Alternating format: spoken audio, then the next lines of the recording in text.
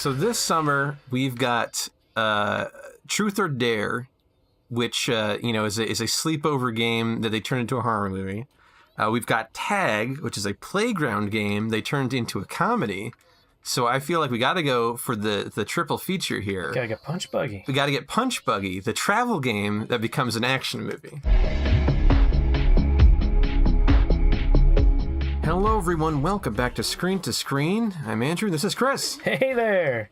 When I think of cars and punching, my mind goes to Raid 2. That incredible punching and cars scene.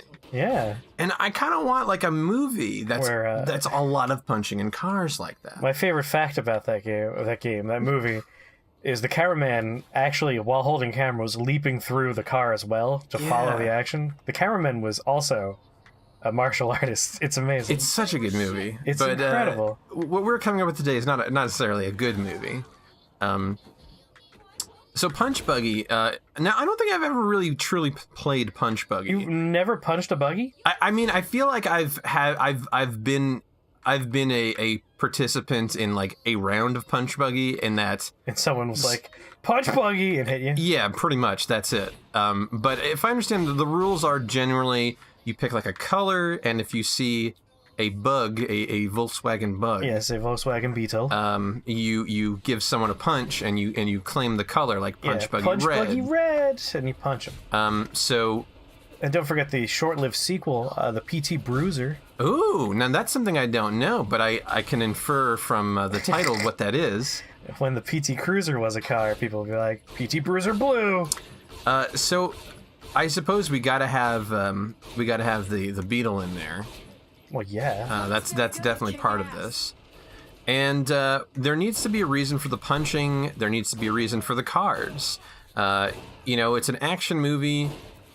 Is this like a Gone in 60 Seconds kind of thing? That's the question, is why are any of these things we're talking about happening? I think Gone in 60 Seconds is maybe a good place to start. Mm-hmm. Because, they got to steal a bunch of cars. They got to be sneaky about it. It doesn't really explain the punching as much. No. I mean, I think one fun thing we could do is instead of Gone in 60 Seconds, we can go with a bit of a National Lampoon's Family Vacation, where it starts literally as a game of Punch Buggy, but the stakes keep on getting higher and higher and higher. Well, I like that. Is that too similar to Tag, though? I didn't see Tag. Neither of us have seen Tag yet. Well, I guess the thing is, if it's similar to both Tag and Truth or Dare, well then of course then we're on the right track. And I didn't see that movie either, but I suppose that's probably what it is too. They're playing Truth or Dare. Yeah. So we're not really adapting Punch Buggy into a movie. We're creating a scenario where people are playing Punch Buggy. Yeah. And it evolves into something very big. Into a wacky action game. So how do we make that work? Well, I guess let's figure out one important part. Okay. Genre. Are we going for pure action movie? Do we want it to be like a suspense movie? Because you can go with like... I would like to delineate the genre as far away from the other two as possible. Just to make it a nice trilogy of each one has its own specific tone. So I don't want it to be horrifying. I don't necessarily want it to be like goofy, comedy, funny. I'm thinking... like if we're gonna go funny, I'm thinking like Die Hard had quips and humorous parts in it. We could do that. But it's mainly an action movie. Yeah. Now we could go a little thriller suspense. But we don't want to go too hard on that because then we're back over to Truth or Dare. Yeah. You're right. So I feel like maybe keeping it in action, and that's the safest playground to play around in. All right. So we want to keep it action. In that case, I'm definitely going to suggest that maybe Jason Statham's going to be in this movie. I like that a lot. I like Jason Statham. He's good at punching. He's good at driving. What do you think about... have you seen... I think it was it Collateral? I did not, but I am familiar. Is that the one with... Denzel Washington, right? Well, I'm thinking of... I think it was Jamie Foxx and Tom Cruise. Is that... Oh, right. It's like he is... Jamie Foxx is a cab driver, and Tom Cruise kind of goes into his cab and he's like, I'm like a criminal man, and now you're my chauffeur for the evening. I'm a hit person and you're gonna drive me to hit people. Yeah. So it's I think it's like that. Like maybe that's an angle to go. Like all right, that's kind of an interesting kind of thing, where two people are in a car and they don't like each other, but they have to be in the car. All right, so we're trapping people in a car. Just that's one option. Like it still doesn't. I still don't know why they're doing the punch buggy though. Yeah, we do need to figure out the punch buggy. Like I was kind of going in a rat racy. Just keep on upping the stakes, maybe have kids in there, but I'm more Jason Statham action movie feeling now after we brought that up. But we do need a reason for it. Do we want to go like the mysterious influencer, like a phone and there's a bomb somewhere and you have to play the game, or do we want to just go... That's a way to go, but... It's been done. It's been done. Like another option is just they just start playing punch buggy. Like the movie Tag doesn't have a ridiculous reason for why they're playing tag. It's just they've doing it for years. Always been playing tag, and they won't stop. And Truth or Dare, it's like, hey, let's play this game. It's fun. But it turns out it was a man fleeing a demon and needed more players for the demon. Right. A bit of a It Follows opening. Right. So there's no... Sorry to besmirch the great movie It Follows by bringing up Truth or Dare. There's no supernatural reasoning for this. All right. So let's just think of it this way. Supernatural reasoning is out. And just playing for the hell of it is out. Because, like I said, if we want to make this a very specific kind of thing. So, not to put up too many brick walls in front of us, but, I'm trying to make us kind of think outside the norm here to sort of give its own unique flavor. Jason Statham... Is he the... I mean, he was the transporter. Yes. So he is no stranger to cars. He's really good at cars, and he's really good at punching. That's why I think he's the perfect man. I think he's perfect, yeah. And then if we want another man who's familiar with punching, there's a lot of options. There is... Maybe the bad guys are in the buggies. They're in the... Maybe he needs to go into the car and punch them. Like, I know that's not quite how you play punch buggy, but I mean, that could be something. It does change it up a little bit, but that's probably fine. I don't know. I'm just trying to come up with something. Like, we're really kind of at the beginning here of this. Maybe they're both in their own cars, but they're still playing punch buggy, so they have to like race up to each other, jump out of still moving cars, punch each other, like go really over the top with it. Like Matrix 2 highway sequence over the top. Why would adults have to play punch buggy? I don't know. I'm trying to figure that part out. Is this like Crank, where it's like you have to play to stay alive? Now you're talking my language. That's a good Jason Statham. Yeah. I'm just trying to think Jason Statham. What would he do? What would the Statham do? He would punch a megalodon in the face. Maybe someone has taken Jason Statham's boyfriend hostage. Ooh, okay. And he has to play punch buggy to get him back. But the rules keep on getting more and more elaborate as you go. You know what? I already kind of like this. I like this. It's stupid, but I like it. Right. I like that. It's like a criminal, it's like a crime ring. They set him up. I like the boyfriend angle. Oh, thank you. I think that really brings like a good uniqueness to this. Because it would be really cool to see like Jason Statham playing this like badass gay guy. Yeah. Like that'd be really I feel like we haven't really seen that. And I think we're ready. So much. We're ready for that. We're definitely ready for that. So I'm all in on that. That sounds good. I'm also tired of like there are so many movies where the plot is your girlfriend's been fridged and or murdered, or she's been taken hostage. So just cut women out of the movie. Yeah, it's just all boys. I mean, maybe a woman's the head of the organization. There you go. Make her the villain. Yeah, she's the head of the organization, and like Jason Statham wakes up in a car. Yes, already speeding down the highway, and he's at the wheel. Yes, and he's in a VW Buck. Yeah, and people are trying to climb it. This is the first scene. People are trying to climb into his VW Bug. Yes, They're trying to punch him. He wakes up at the wheel of a speeding VW Bug. People hanging off the side of his car, desperately trying to punch him in the face. Oh, this is good. Now we're cooking. Yes, now we're definitely getting started. I like this cold open a lot. Okay, he doesn't know what's happening, but the first scene, he's like punching people at the windows, and they're like, maybe they're saying punch Buggy or whatever. Punch Buggy Blue! And then his phone rings, and like he hits it, and like the speakers go on in the car because like it's all set up and linked. He's like, what am I doing here? What is this? And he's like driving, and then like the woman who's like the head of the organization or whatever, Cate Blanchett. Ooh, yeah. Oh, I love that. This is very good. Cate Blanchett. A very expensive movie so far. and so she's like, we have your boyfriend, and you have to play the game. It's like one of these like you have to play the game kind of things. It's like a Saw or Bit of a Jigsaw situation. Yeah, and so all right, so now he's in the game to save his boyfriend. He's got to play Punch Buggy. Now, what's her motivation? Is it just to psychologically torture this guy who's been like a thorn in her side? Yeah, she could be like some sort of British big crime lord, and he's kind of always been a famous crime stopper boy. He's like a vigilante. Ooh, a vigilante. Yeah, right? Because I feel like he's not like a cop. Jason Statham's not a cop. He's like a vigilante, right? How about we make this a superhero adjacent movie? Okay. She found out that he is actually Ratman.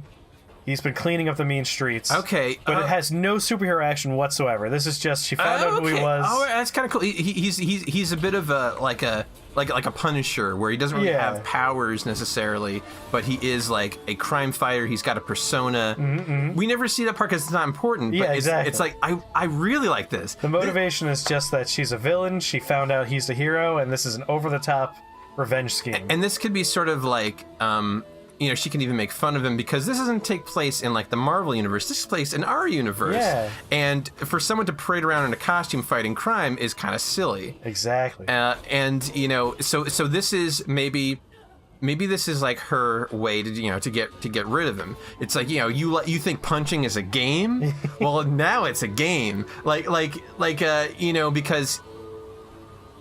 Like vigilantism, is in a costume is a pretty ridiculous concept, and you don't really see it too often in real life. Yes. And so this could be like a commentary on that. There's so much we could do with this angle. Like, definitely. Does the world need a vigilante to clean up the streets, or do we need like a better society? Mm-hmm. And so like that could be kind of the thing, like his internal struggle. Like this is. So I think the genre of this is very stupid, cheesy action movie. Yes. I like that. It's like not a comedy, it's a stupid action movie, which is very fun. He finds out that all these people hanging off the cars because she has alerted the entire city that whoever punches the man driving the purple VW Bug to death gets $1 million. Oh, is this a bit of like a capitalist dystopia future? I think so. It's like maybe like a RoboCop era kind of thing, where right? I love RoboCop. Because it's not like far-flung future, like it's not like Blade Runner, but maybe it's like RoboCop, where it's still recognizably in the near future. This is fun. This is very fun. So she's sort of, maybe she's like a media mogul.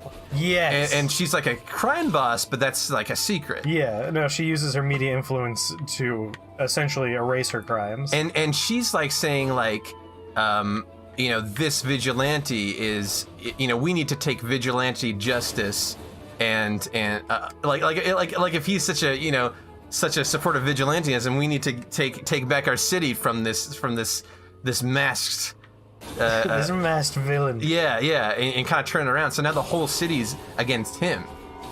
And they're all trying to punch him in his buggy. We can have a bunch of like fun costume villains that we have no context of, but he like, I thought I put you away. I love this as a it's a superhero movie only because there are superheroes in it, but it's like it's not a superhero story in any way. Yeah, it's not about the superhero part. It's not about that. That's really fun. It's just the consequences of it. I feel like we're getting further and further away from the core concept of Punch Buggy. I kind of inverted a little bit in making everyone want to punch the man in the buggy. Yeah, I want to see how, like, we've got to fill 3 acts full of the movie. Yeah. So is there all different ways we can vary this up? Like, we've got that way, like, that's good. Is there another scenario that would be more traditional Punch Buggy? Maybe the 3rd act is the most traditional Punch Buggy, you know? Like, maybe he's in a car with someone. Maybe he's in a car with, like, her, and she's, like, punching him, and, like... It ends in a fist fight in the car. Yeah. Maybe they're in a driver's ed car, so they're both behind the wheel. And they're both, like as steering, ridiculous as possible. and they're both driving, and they're both punching. I'm trying to think of, like, how to motivate people to play this game, and why not just punch each other? I think money is probably the best motivator. I like the capitalist dystopia. Right, but why is it like you got to punch? Like I'm not saying the previous idea is bad. I'm saying let's start with that and add, you know, because I want at some point in this movie for them to be playing traditional Punch Buggy. All right. Like definitely have what you said. That's in there. That's in the movie. How about the Act 3, the final confrontation, is a big brawl that happens in a VW plant where they're building different VW Beetles. Yes! That way, like, as they're fighting, like, a green one rolls by. Punch Buggy green! Yeah. Is there a way we could make it so that they have to do that? Like, rather than just having a fist fight and making quips about it, is there a way that it makes sense they have to do that? I mean, just spitballing here, like, Sure, her whole thing is trying to prove that he's not above the rules. Maybe put, like, a bomb collar, and you have to follow these dumb rules. Oh, yeah. Can't punch unless you have that in their line of sight. That's very good. I think that's a good idea. Like, yeah. The third act is like she gets a collar on him. Yeah. Because I don't think it needs to start that way. I think you need to up the stakes that way. Yeah. So. And, like, we have the convenient, why would he agree to put a collar on? He wants his boyfriend back. Yeah, right. Like, the trade could be the boyfriend set free, he has an explosive collar on his neck. Yeah, and he's got to obey the rules of Punch Buggy. Yeah, because he's a vigilante, he doesn't obey the rules. He's got to obey the laws and the rules. So if he wants to punch his way out of this one, he's got to obey the rules. And how about this? It's citywide, but he lures them into a VW plant. Yeah. That's where he takes them there. He's like, wait, I got an idea. And he goes in there, and now he's like surrounded by them. Like maybe everyone can punch him, but he can't punch until he has to play by the rules. Yeah.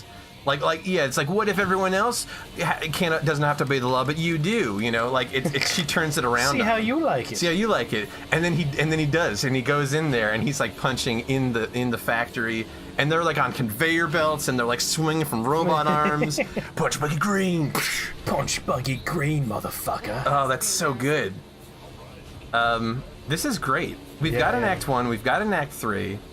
What's that middle part? Or do we have just, like, random cool ideas? Like, is there another way to twist this? Like, we've got traditional Punch Buggy with the shock collar there. Or the explodey head collar, whatever. We've got the intro where there's, like, people are trying to find him in the car and they're punching him. Kate Blanchett's got her reasons because because the corrupt laws of this dystopia protect her. Yeah. So that's good. So she sees him as a threat, but she doesn't. She's not letting on that way. How does this end? I mean, obviously, I feel like in a cheesy action movie, he gets his boyfriend back. I mean, I was thinking he gets like one of the robot arms assembling a car and literally punches Kate Blanchett with a punch buggy. Oh, that's so good. Like Punch Buggy yellow. No. Yeah. He punches her like off a roof or something. Yeah. That's good.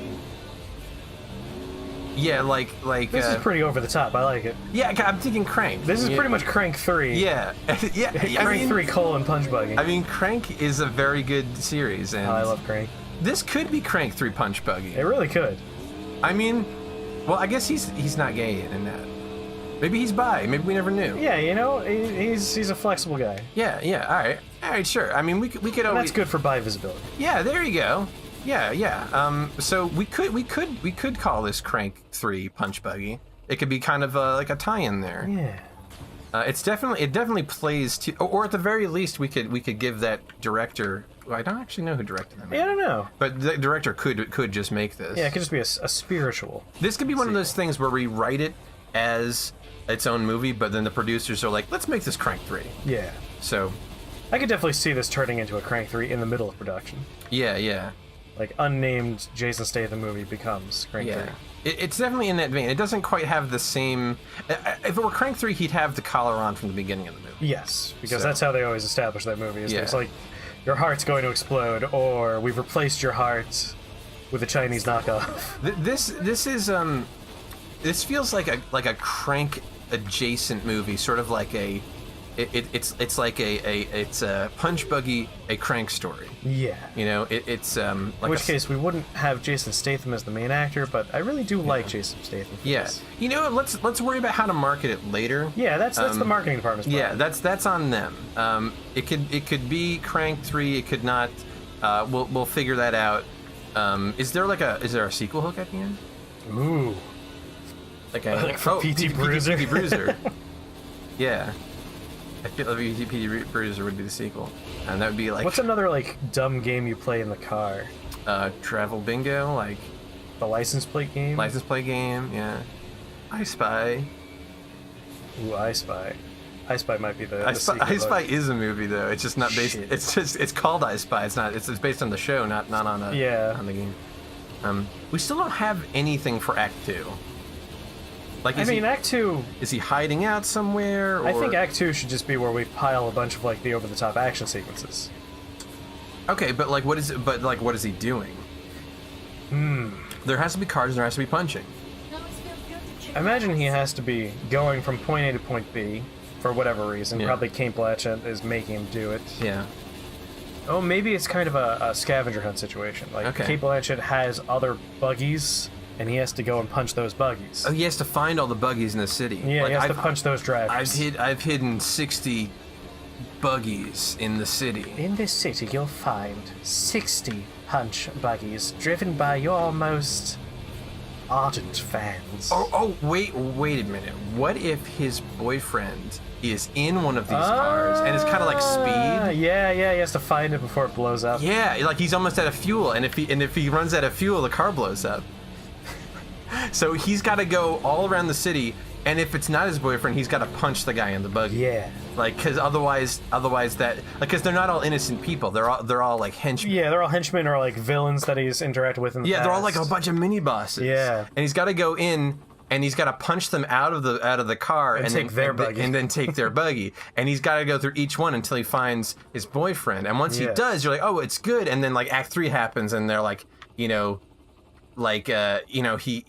he's like, I finally found you. He's like, no, it's a trap. And then like he gets like hit in the back of the head or shocked or something. Or the headrest itself just unravels and becomes the bomb car. Yeah. And then he wakes up again because he keeps becoming unconscious in a, I don't know, a warehouse or something, and like she tells him like the last rule of the game, and then that's when he gets the idea. I like that. That's a good Act 2. He's in like the car. We have a lot of different like area changes. He's in the car with the boyfriend, and it's like, where are we going? It's like, I've got an idea. I know the perfect place for this game. And then he goes to the car dealership or car factory, and then oh, that's so good. And then at the very, very end, he gets a phone call. And the raspy voice on the other end says, I spy with my little eye. And fade to credits. So wait, is it his own voice? Damn, you're right. That did sound a lot like him. I mean, it should sound like his voice. That way it could be like his secret twin brother or something in the sequel. Why not? Maybe, like, after the midpoint of the movie, maybe some of the people he's been punching, like, he finds out, like, they have their own collars. Well, yeah. So they're fighting him, and he thinks, like, they're bad, but like he's been punching some innocent people. There you go. And so that could be like a good like midpoint, like, what have I done? I've become the villain I've always fought. And then that he could be like sad about that and stuff. And then he finds his boyfriend, and his boyfriend's like, oh, don't worry about it. I believe in you. You can do it, Jason Statham. They were bad in different ways. Well, thanks for watching Screen to Screen. I think we really nailed that one today. Yeah. If you've got ideas for, other I guess, household car games, whatever, that could be turned into movies. What do you want to see turned into a movie? Yeah, like this weird trend that we're seeing in Hollywood, giving us these things being adapted. Let us know what you want to see, or, if you got any other ideas that you just want to see turned into a movie or a game or a TV show or whatever. Let us know in the comments. Yeah. And we'll see you next time here on Screen to Screen. Bye-bye. Bye.